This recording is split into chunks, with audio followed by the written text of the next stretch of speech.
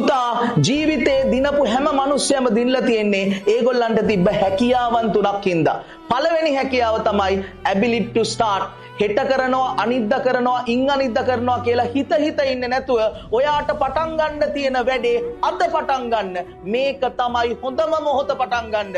ඒකින්ද ඔයාට ability to start තියෙනවා නම් ඔයාගේ සාර්ථකත්වයේ පළවෙනි ස්ටෙප් එක හරියනවා. දෙවෙනි ස්ටෙප් එක මීට වැඩිය අමාරුයි. ඒ තමයි ability to continue. පටන් ගත්ත වැඩේ කොච්චර බාධකාවක් කොච්චර ප්‍රශ්නාවක් එක දිගට කරගෙන යන්න ඔයාට පට්ට හැකියාවක් තියෙන්න ඕන. තුන්වෙනි පියවර තමයි අමාරුම. පුතා අපි දෙයක් පටන් ගත්තම අපිට ඉක්මනට රිසල්ට්ස් ඕන. හැබැයි ඔයාට පට්ට හැකියාවක් තියෙන්න ඕන රිසල්ට්ස් එනකන් අල්ලගෙන ඉන්න. ability to wait. අන්න ඒ වගේ රිසල්ට්ස් එනකන් තමන් පටන් ගත්ත දේ කොච්චර කරදර බාධක ආවත් කරගෙන යන මිනිස්සු ජීවිතේ කවදාවත් පරදින්නේ නෑ පුතා. ඔයා ජීවිතේ දිනනවාමයි.